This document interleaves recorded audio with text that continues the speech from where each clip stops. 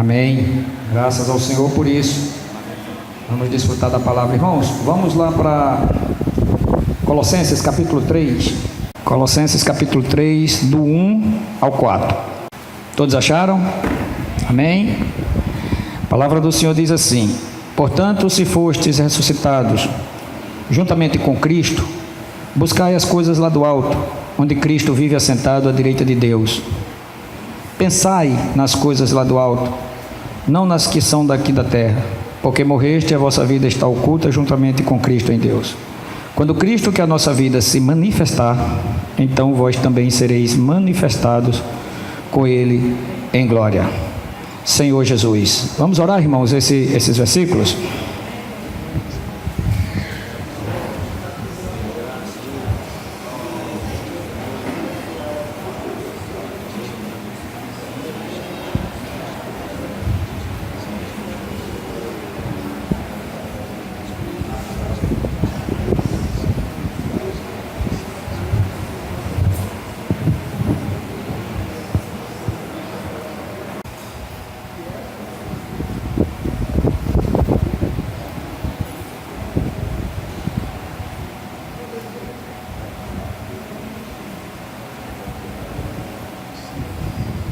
Amém, irmãos. Senhor Jesus, graças te damos, Senhor, pela vida de ressurreição, graças te damos por coração de busca, pela mente posta na consciência do Espírito, pela consciência de que morremos e a nossa vida está oculta contigo. O Senhor está falando implicitamente conosco hoje, e aí quando o Senhor se manifestar, nós seremos um em vida e natureza, expressando tudo o que o Senhor é, e aí realmente vamos receber o galardão, a glória na sua manifestação, mas já podemos contemplar e receber esse galardão aqui hoje, que é o acréscimo da tua vida em nós. Graças te damos, Senhor, pela tua palavra. Amém. Senhor Jesus. Amém, irmãos. O contexto de Colossenses capítulo 3, a gente está falando aqui da união com Cristo glorificado. Essa carta foi o irmão Paulo que escreveu, né? E ele fala do capítulo 2, o interesse pelos colossenses, para que a gente entenda o contexto antecedente. Ele fala do progresso espiritual dos colossenses, e aí ele fala da advertência dos falsos ensinos e a divindade de Cristo e sua obra, né? Fala do cerimonialismo, das sombras de coisas futuras. A obediência e tais práticas não vence o pecado, que só a vida do Senhor. Então ele entra e ele faz uma pergunta: se foste. Então isso é uma pergunta já condicional, né? O se é uma coisa condicional que está aqui. Ele diz: ó, se foste ressuscitado. Quem é ressuscitado, ele tem um modo diferente de vida. Uma pessoa que foi ressuscitada em Cristo, né, ele tem obrigatoriamente que expressar aquilo pelo qual ele viveu, ele recebeu. Isso da parte de Deus para nós. Quando a gente lê a carta de Paulo, quando a gente vê as cartas de João, a gente vê que Deus fala em relação a nós como tudo já concretizado. Nele já estás aperfeiçoado. Mas a gente sabe que a gente está no processo, né? Então de Deus para nós é a consumação, é o princípio da cruz, está consumado. Mas o problema é de nós para Ele. Então ele diz: ó, se você foi ressuscitado juntamente com Cristo, né, buscai as coisas lá do alto. E o que é que faz eu buscar? A Bíblia diz, ele está dizendo aqui duas palavras que faz toda a diferença. O que é a busca pelo Senhor? Porque a gente disse assim, busca o Senhor, né? Busca o Senhor, não é assim que a gente faz? Mas o que é que esses dois contextos maravilhosos está dizendo aqui? Esses 4 versículos, aliás. Ele está dizendo, ó, buscai as coisas lá do alto. Aí ele diz que buscar é pensar. É o quanto eu penso, o quanto eu coloco a minha mente nas coisas lá do alto, na consciência da graça, da manifestação da graça, no Espírito, como ele vai falar na carta aos Romanos: mente posta no Espírito, vida; mente posta na carne, morte. Então, o problema está onde? Está na nossa mente, não é? Ela assumiu algo que ela não poderia. A gente deveria viver pela uma consciência. Nós deveríamos viver pela uma consciência do que a palavra diz. Nós deveríamos fazer a leitura da nossa vida baseado no que a palavra diz, baseado numa consciência, e não no que minha mente acha do certo ou errado. Então ele chega e diz: ó, buscar as coisas lá do alto, onde Cristo está assentado. A gente tem um hino que diz que na mente não adianta buscar o Cristo, que na mente não vamos encontrar, mas não vai mesmo. Porque enquanto a gente não entender que a nossa mente é um órgão a nossa mente não é um fim em si mesmo, ela não foi feita para mandar, ela foi feita para obedecer. É tanto que ela obedece ou a carne ou obedece o Espírito. Ela não tem uma autonomia. Ela foi feita poderosa do jeito que é, e o Senhor sabe todas as coisas, para obedecer. Por isso que Paulo diz: mente posta na carne. Então ele dá condicional. Se você é uma pessoa ressuscitada, você tem que viver como Cristo viveu. E como foi que Cristo viveu? Pensando no Pai. E aí ele diz: pensai nas coisas lá do alto, não daqui, são daqui da terra.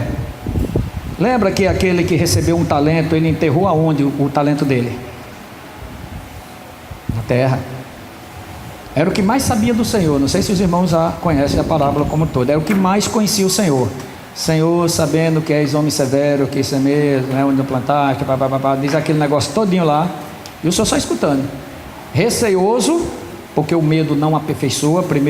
A primeira carta do irmão João 4,18 diz que no amor não existe medo, antes o perfeito amor lança fora todo medo. Aí ele vai dizer o que é o medo, que o medo é referente no caso, tormento. Quem teme não é aperfeiçoado no amor. Então o que é que o inimigo faz? Uma das armas, o medo, é para não nos aperfeiçoar.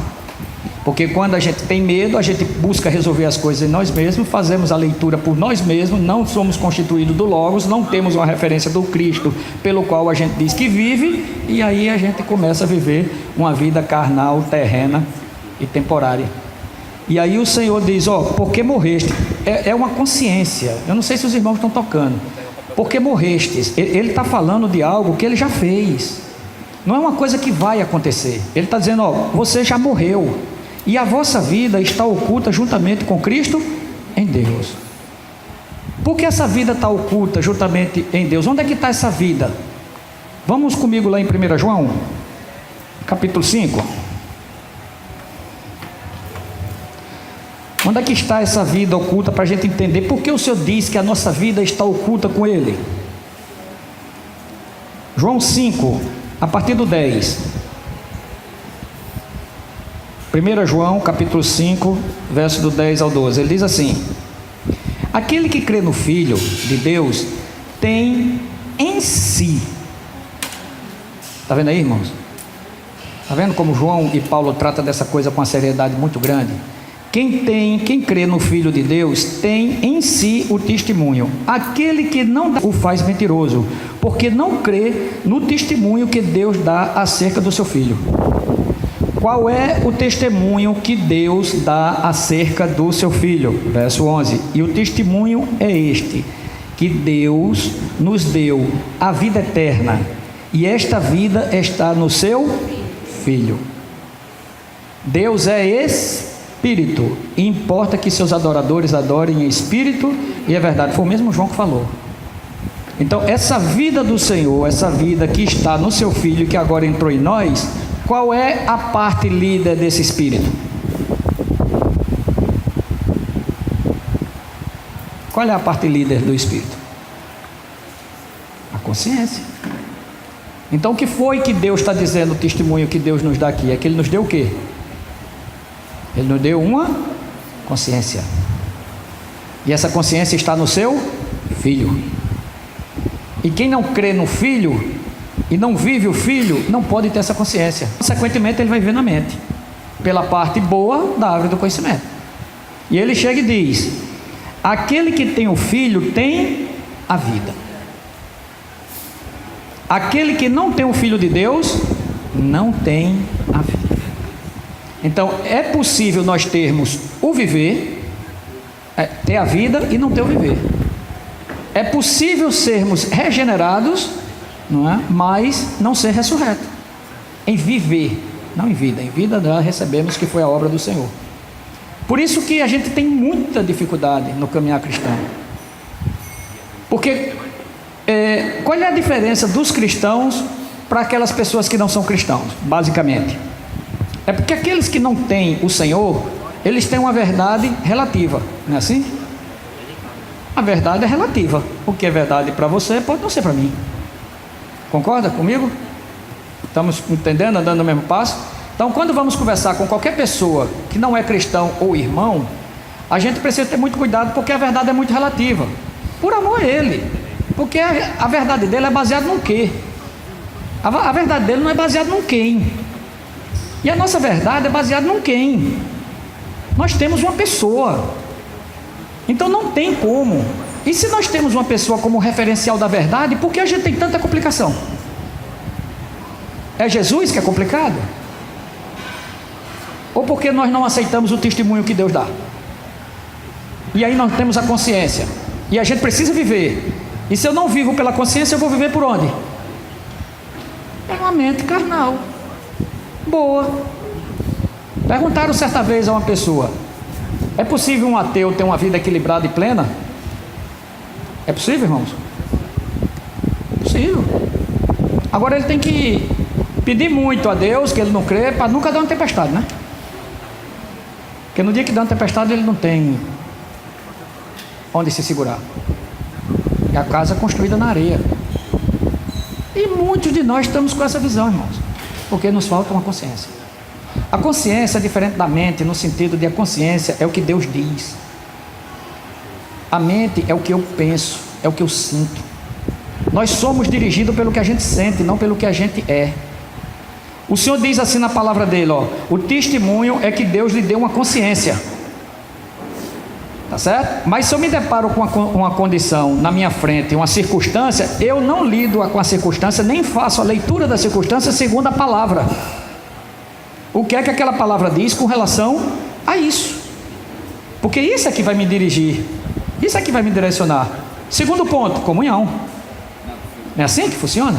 É assim que a Bíblia nos ensina. Agora, se eu me deparo com a situação e começo, eu acho, eu penso, não consegue perceber que já está explicando por que vida está vivendo. Filho de Deus não diz eu acho, eu penso. Filho de Deus diz eu creio. Eu não creio. É assim que funciona. Que mesmo que você esteja equivocadamente errado naquilo que você crê, mas se for por fé, o Senhor considera. Mas Ele não considera uma mente carnal, por melhor que seja. Então, Ele chega e diz, ó: o testemunho é este, que Deus nos deu a vida eterna, e esta vida está no seu Filho. A vida é o Espírito que entrou em nós. Esse Espírito veio para dentro do nosso Espírito. E nosso Espírito tem uma consciência para viver por esse Espírito. Para quando a mente baseada no condicionamento, porque nós somos condicionados a viver, agir, sentir e pensar de uma forma. Fomos condicionados pelo caráter de uma vida. Ganhamos o Senhor, mas esse condicionamento não saiu. Aí a palavra entra e ela começa a me suprir. Para quê? Para me descondicionar daquele modo que eu tinha e me conformar à nova consciência, que é o próprio Cristo, o Filho de Deus. O quanto eu creio nisso e me dou, é o testemunho que eu dou acerca do Deus mentiroso. Os irmãos estão entendendo até aqui? Estão entendendo? Tem liberdade. Qualquer coisa que não entender, por favor, parem. A gente tem essa liberdade porque é uma palavra de comunhão que a gente pode até mesmo botar o princípio do compartilhar. Essa palavra, se for da vontade do Senhor, pode se transformar num compartilhar. Uma dúvida do irmão pode ser o sentido da reunião. Para você não ficar preso na sua cadeira aí dizendo que se você tiver alguma dúvida, você não vai querer atrapalhar a reunião. Mas de repente essa dúvida pode ser o norte da reunião. E a gente se ater àquilo e deixar o Senhor conduzir. Porque esse é o segredo. O segredo é a gente perceber na acessibilidade o que é que a igreja precisa. E a necessidade está em cada um de nós. Para que você não fique assim, eu não vou perguntar para não atrapalhar o raciocínio. Não, o raciocínio é o Senhor. É a consciência do Espírito que Ele vai dando uma coisa, vai vindo, até ser dia perfeito. Não é? Então vamos voltar para lá. Vamos voltar lá para Colossenses capítulo 3. Porque hoje, muito claro aqui, ele está dizendo assim, ó: porque morreste e a vossa vida está oculta juntamente com Cristo em Deus. Então eu e você, sinceramente hoje, a gente pode dizer diante do Senhor que nós estamos mortos? Ou que a gente está no processo de morte? Ou que a gente está querendo esse processo? Porque se não houver essas ponderações diante do Senhor, isso aqui só vai ser uma palavra. A diferença, irmão, do que isso pode ser produzido e a realidade do que eu vejo e escuto o Senhor é o quanto eu aceito o testemunho de Deus para mim. Se eu não chegar e disser, Senhor, eu não me considero morto, não quero morrer, porque só há cura com confissão. Sem confissão não há cura. Confessei-te o meu pecado e tu perdoaste a iniquidade do meu coração. Salmo 32. Não é assim que funciona? Então, quando a gente não entende isso, então a gente acha que entra domingo e sai domingo. A palavra, irmãos, ela lava, ela nos mantém, mas não é isso que o Senhor quer. Quando a gente lê a Bíblia, o Senhor, ele morreu, ressuscitou desde Gênesis, vinha todo dia para ter comunhão. O Senhor não quer nos abençoar, Ele não quer nos abençoar porque Ele já nos abençoou. Senhor, me abençoa, eu já lhe abençoei, eu já lhe dei tudo o que você necessita. O que parte agora é de você querer. Primeiro, você se considera morto? Porque se você não tiver essa consciência, vai ser difícil você me entender, meu filho. Eu vou falar o dia todo e você não vai me entender, porque você está usando o órgão errado. E a gente passou a vida toda falando isso. Mas muitas vezes a gente fala da boca para fora, o coração não está por causa das atitudes. As atitudes mostram quem a gente é. As nossas reações denotam quem nós somos. Não é o que a gente fala. Porque eu posso falar uma besteira aqui e vocês identificarem e depois eu vim aqui corrigir, não é assim? Mas a minha reação diz quem eu sou. Quando eu reajo diante das situações, está dizendo quem eu sou diante do Senhor. E Ele pergunta, você morreu? Aí o nosso entendimento na palavra diante é do quanto eu vou me posicionando naquilo que Ele está me perguntando. Porque a vossa vida está oculta juntamente com Cristo em Deus. Por quê? Porque essa falar agora é implícita, é dentro do nosso espírito, é na consciência. É uma questão de intimidade, é uma questão de relação. Porque lá em Mateus capítulo 7, o que é que ele começa a dizer? Nem todos que me dizem Senhor, Senhor, entrarão no reino do céu, mas aquele que faz a vontade do meu Pai. Qual é a vontade do Pai? Que eu esteja numa vida ressuscitada, que eu bote a minha mente nas coisas do alto, que eu o busque pensando nele, que eu direcione minha mente para uma consciência, para que ela seja tomada do Espírito, para que a minha emoção se submeta, para que a minha vontade se submeta e meu corpo simplesmente obedeça. E aí nessa comunhão a minha vida está oculta porque é dentro, é algo pessoal. E aí o que eu ganho no individual eu trago para o coletivo, traz para o individual e a gente vai se alimentando. Aí ele diz, é assim que funciona. Por quê? Porque muitos naquele dia vão dizer isso aí: Senhor, nós não curamos no teu nome? Então a cura supostamente falada em nome de Jesus é que eu tenho intimidade de Jesus, com Jesus, né? É isso que a palavra está dizendo? Expulsar demônio em nome de Jesus significa que eu tenho uma intimidade muito grande e Jesus me escuta. É isso que a palavra está dizendo? Naquele dia eu falarei explicitamente. Por quê? Porque você não morreu, você não viveu uma vida ressurreta, você não colocou a sua mente posta no Espírito, você não me buscava, você usurpou o que eu lhe dei em benefício próprio, viveu uma vida totalmente carnal, não escutou o que eu lhe disse, e agora eu vou ter que falar explicitamente para que agora você escute. Nunca vos conheci, que o Senhor nos livre. Mas esse é o caminho, viu? Não se iluda. Estamos nesse caminho, não se iluda. A produção da consciência, o Senhor diz que fala isso e nos exorta para que a gente não seja condenado com o mundo. Cosmos, Aion, bióticos, tudo relacionado aos nossos cuidados e de tudo que a gente tem que fazer aqui, o Senhor de lado. Se eu precisar dele, eu chamo ele. Não temos a mínima noção do que está dentro de nós, tanto em relação à vida de Deus e quanto em relação ao pecado. Porque se tivéssemos, a nossa vida era outra, irmãos. Nosso testemunho era outro. Quer um testemunho? Vamos lá para Mateus capítulo 10.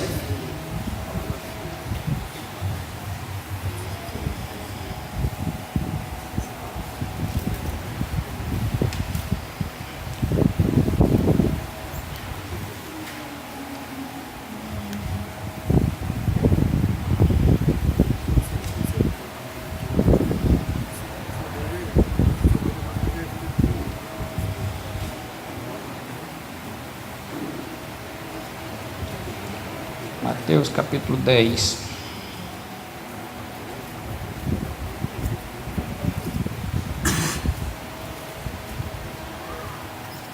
Ele diz assim, verso 34: Não penseis que vim trazer paz à terra. Não vim trazer paz, mas espada. 10:34. Mateus 10:34. Alguém pode ler até o 39? Não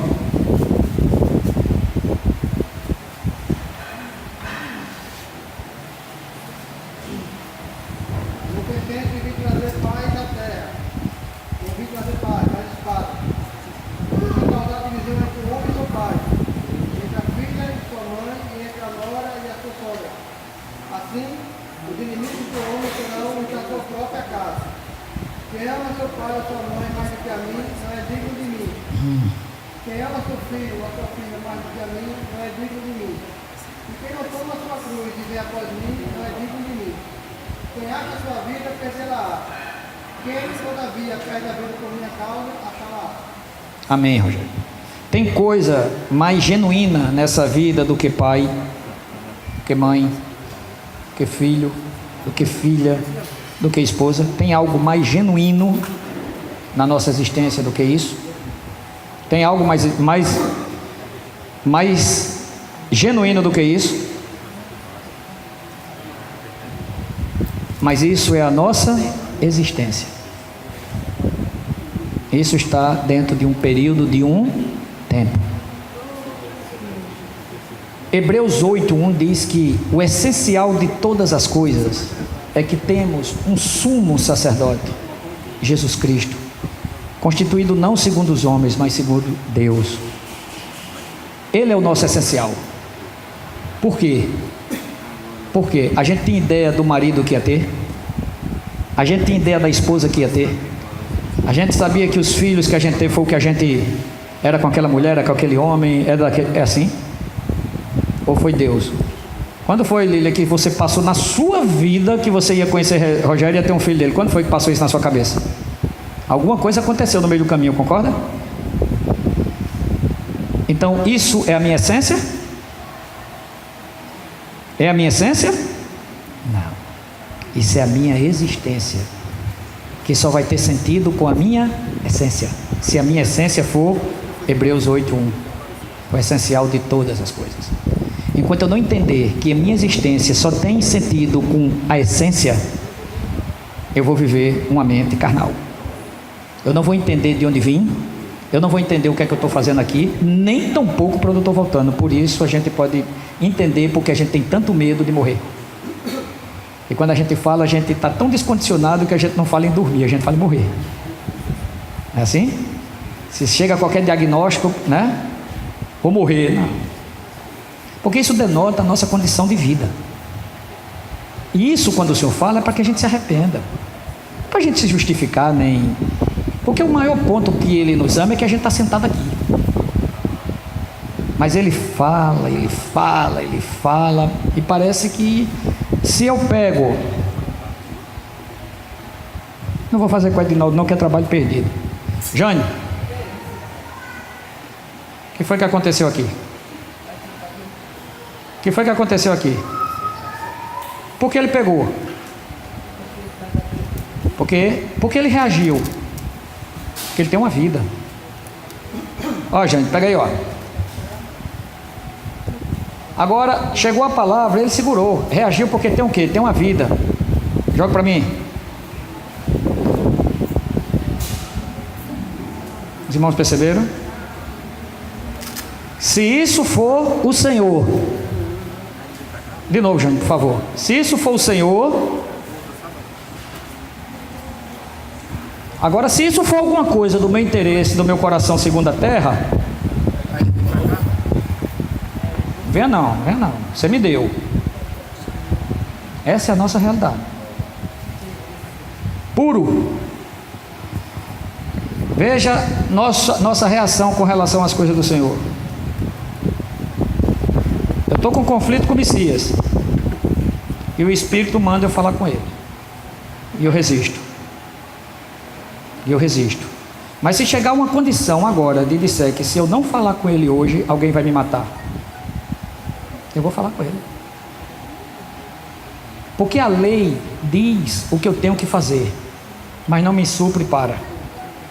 Mas a graça me diz o que eu tenho que fazer segundo a lei, mas me dá toda a condição. Mas nós escolhemos sempre a lei. Então eu vou falar com o Messias, não é um coração puro, é porque eu quero me preservar. Aí eu lhe pergunto, irmão, dentro de um exemplo desse, de um falar desse aqui, como é que a gente pode escutar o Senhor? Se a essência da nossa vida é essa. Porque me diga uma coisa, o que é que eu estou fazendo aqui sentado se eu não escuto a voz dele? Já se perguntou disso? O que é que eu estou fazendo aqui sentado se eu não consigo vê-lo? O que é que eu estou fazendo aqui sentado se minhas experiências é baseado no Deus de Abraão, Isaac e Jacó? O que é que eu estou fazendo aqui sentado se eu só tenho experiência com Deus mediante os outros? Eu não tenho minha experiência com o Senhor. Eu não sei quando Ele fala comigo, fico em dúvida. Vai acontecer, vai ser muito mais esse processo de dúvida do que a propriamente convicção que Deus me falou. Por isso que é por fé. Mas quantos de nós está nessa prática, nesse exercício? Essas perguntas quem nos faz é a consciência. E muitas vezes a gente enterra para debaixo do tapete e é como se não tivesse nada. E vamos para o órgão errado. E aí, qual é a diferença de um cristão para um não cristão? Então ele chega. Ele está dizendo que meu pai, minha mãe, meu filho, se eu coloco em primeiro lugar, eu não sou digno dele. Eu não vou conhecê-lo. Eu não vou ouvi-lo. O Senhor está querendo dizer que você não tem que amar seu pai e que essas pessoas nem têm que ser importantes na sua vida, porque Ele mesmo manda dizer que você o honre.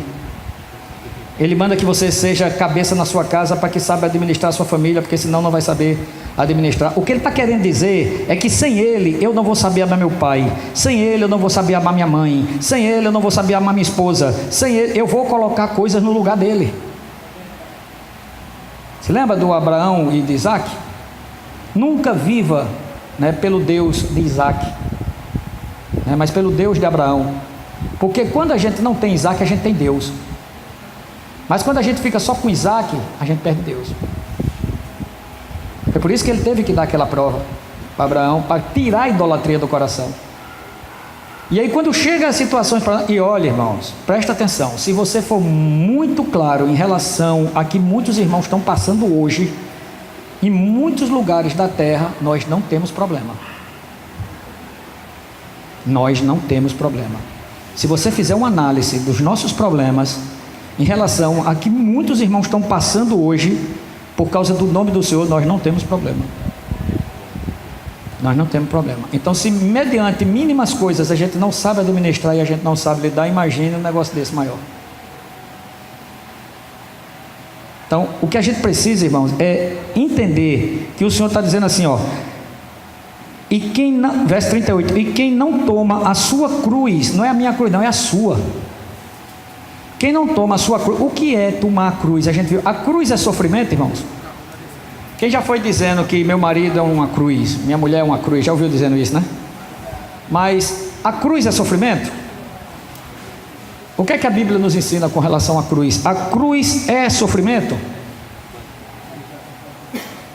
Objetivamente falando, sim, porque se você vai lá para a cruz, você vai sofrer para caramba. Mas subjetivamente falando, o sofrimento da cruz que o Senhor está dizendo, não é o quanto eu estou pregado lá não, é o quanto eu reajo àquilo que Ele manda. A cruz é a minha reação em relação àquilo que Ele manda.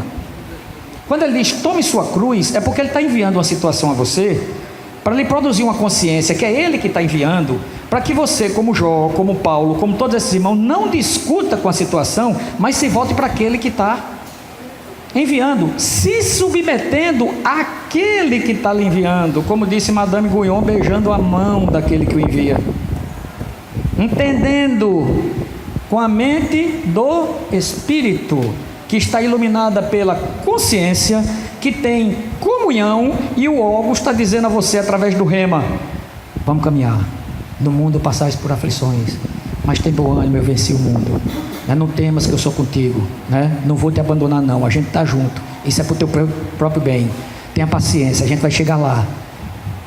Me diga qual é o remédio que pode fazer bem a uma alma, se não for isso. Pode tomar aí Rivotril, a caixa todinha. Agora, no meio de uma tribulação violenta, você escuta a voz do Senhor. É um bálsamo. É o que a gente entende, o que o Watchman diz. A circunstância está lá, mas ele pega o que o irmão Davi diz no Salmo 27: eleva a sua cabeça acima das circunstâncias dos inimigos que me cercam. Eu começo a entender que essas circunstâncias nos vêm para nos oprimir, mas eles é que tropeçam e caem, porque a minha mente está sendo guiada pela consciência, alimentada do Logos, e o Rema está falando comigo naquela hora. Mas se nós não temos essa prática, se nós não temos esse viver, se apenas lemos a Bíblia como tabela, amém, amém. Explica aí o que é Logos e o que é Rema.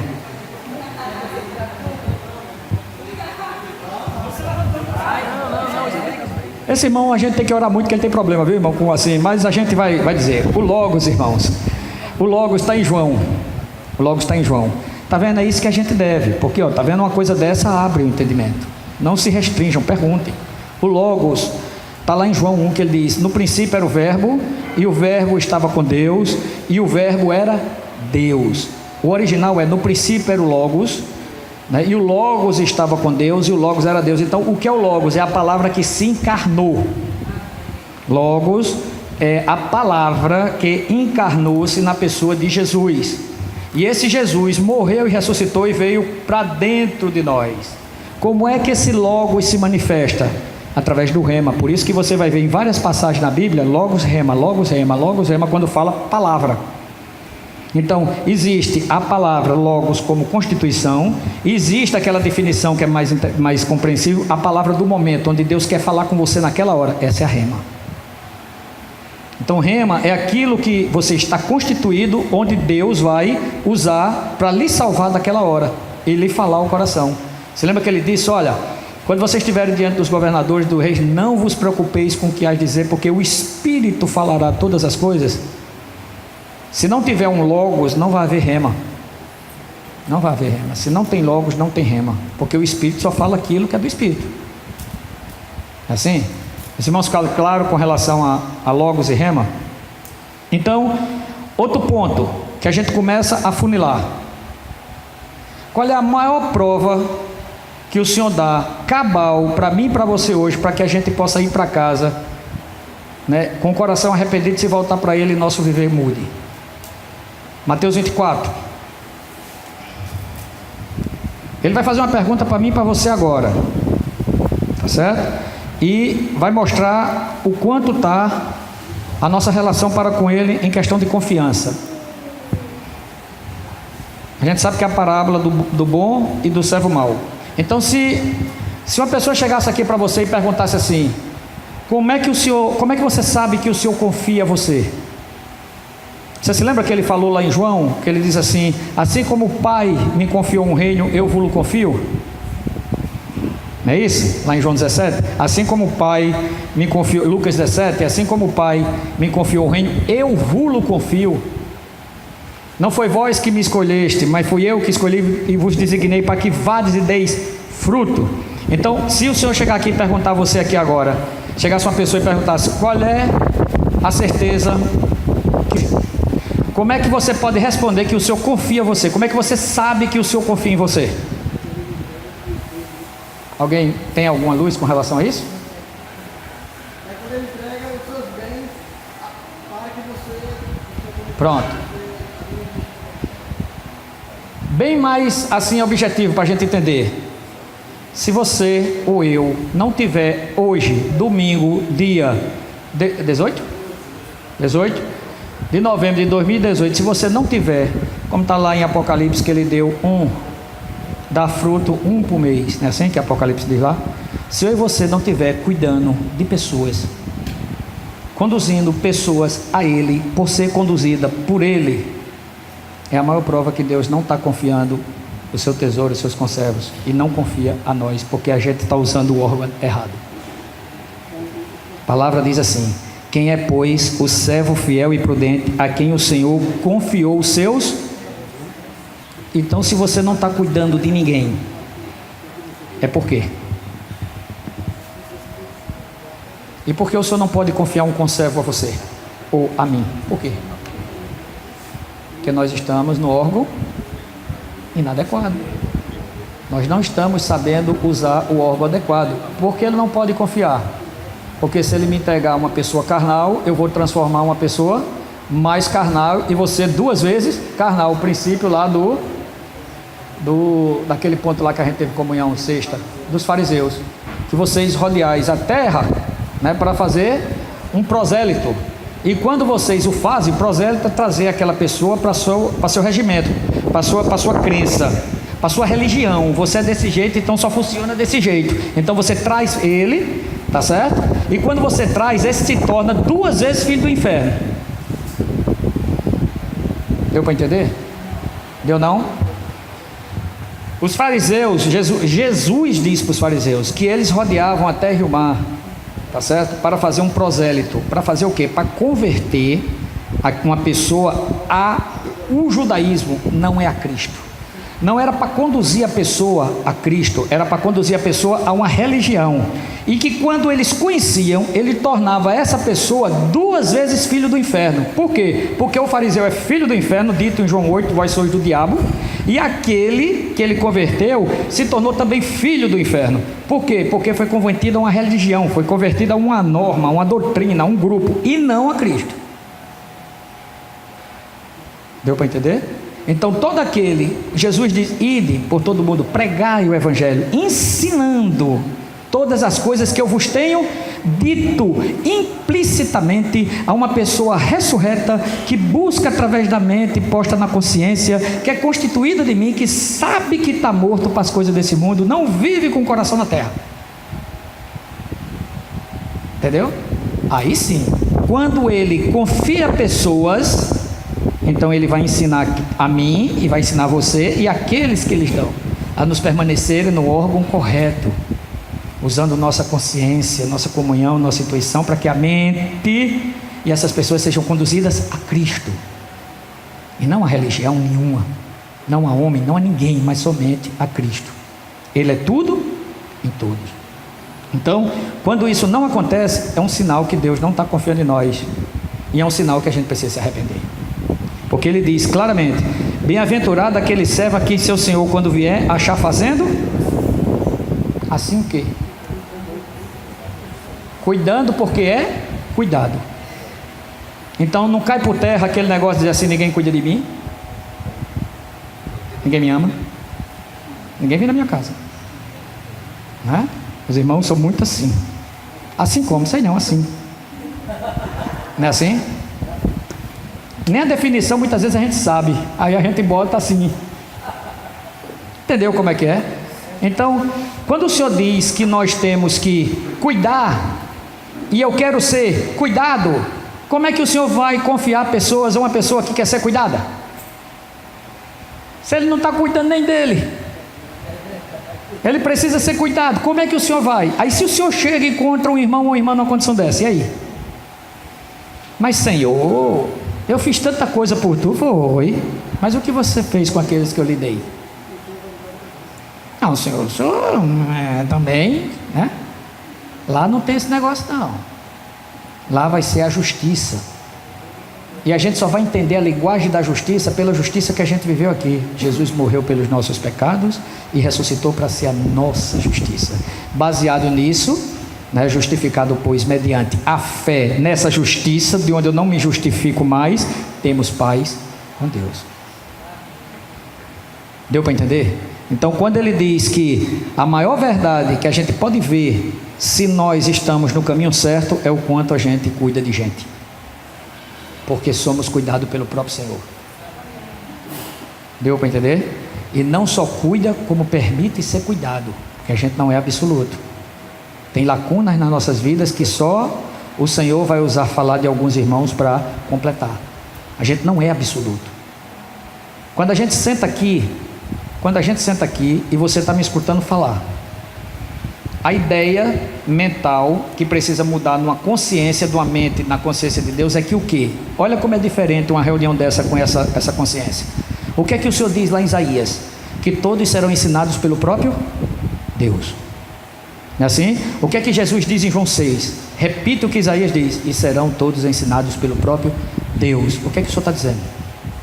Que quando os irmãos do Antigo Testamento escutavam os profetas, quem era que estava ensinando a viva voz? Deus. Quando os profetas vêm para aqui falar, quem é que está ensinando a nós? O próprio Deus. Não é por causa do profeta, irmão, é porque a palavra diz. Então, quando eu creio no que o Senhor diz, tá certo? Ele vai arrumar uma jumenta. Se ele botar a mimosa ali e começar, a mimosa fala e prega para a gente. É assim que funciona.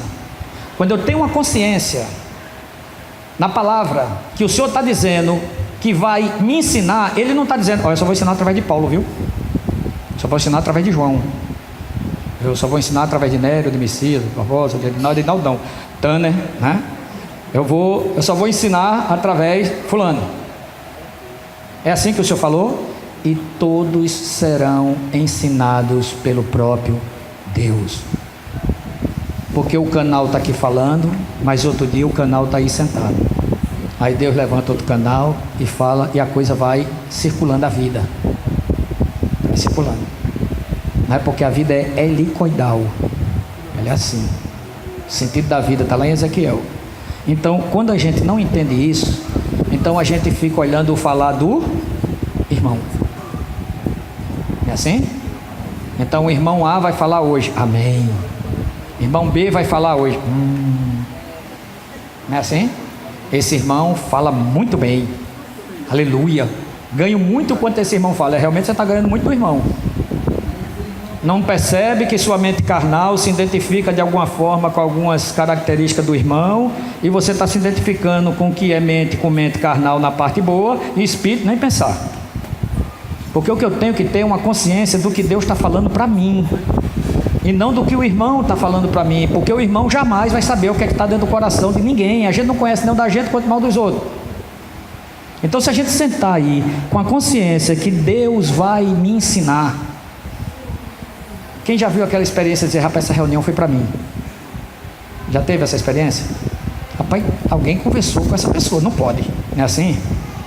Quem já teve essa experiência? Creio que todos nós aqui já de Deus falar claramente ao nosso coração, usando. Então foi o irmão? E por que essa consciência não alarga para todo o corpo de Cristo? E eu ser ensinado pelo próprio Cristo, sem fazer departamentalizações nem acepções de pessoa. Quem é que vai ganhar? O corpo. Cristo, fazendo o que Ele fez, morreu e ressuscitou por nós, em realidade. Então tudo depende, irmãos, de quanto eu exercito a minha consciência. Ou eu aprendo a viver pela consciência do Espírito, ou meu irmão, minha irmã, estamos num alto engano. Não se iluda não. E o pior, a qualquer hora o Senhor pode chamar a gente, e aí o problema começa, porque se não se submeteu aqui, o sofrimento lá é dobrado. Deu para entender? Por amor. Não se iluda. O pânico da morte é porque nós não temos convicção de quem nós somos. Nós não temos a convicção de quem a gente vive. A gente não tem convicção de quem a gente é. Porque se eu e você tivesse convicção de quem a gente é e vive, de onde a gente veio, o que é que a gente está falando aqui? Quando o pai chamasse a gente para casa, a gente estava pulando, e quem orasse para a gente ficar, a gente ia brigar. Era o contrário. E onde é que eu posso afirmar isso? Paulo, já estou sendo oferecido por libação e o tempo da minha partida está chegado. Isso está escrito. Por que está escrito? Porque o diabo lá em Hebreus 2 diz que pavor da morte prende todos os homens. Por quê? Pensai nas coisas lá do alto, não nas que são daqui da terra. Então por que eu não quero morrer? Porque eu não quero deixar essa terra. Porque em vez de ser um ser celestial, eu sou um ser terreno. Eu não entendi que eu sou um espírito tendo experiências humanas. Eu não sou humano tendo experiências espirituais. Eu sou um espírito que em determinado momento encarnou e que vai em determinado momento desencarnar, vai voltar para a base que era com o Senhor e viver aquilo para que eu fui criado, assim como cada um de nós. E estamos tendo essa experiência em realidade hoje. Essas pessoas que tiveram essa mudança de consciência não temiam a morte. Quer dizer, irmão, que você não teme a morte, sou o pior talvez de todos vocês. Mas enquanto eu não estiver falando isso e trabalhando isso em mim, para que quando o dia chegue, isso possa ser uma realidade da minha vida. E não deixar para o dia. Deus é comigo, Deus é comigo, alto engano, Deus é comigo, Deus é comigo. A gente trabalha com Deus como plano A a vida inteira, como nossa essência. Porque quando se deparar, por um lado, creio que a gente fica triste, claro. Mas a gente não vai enfrentar o desconhecido, porque a gente está constituído do que é.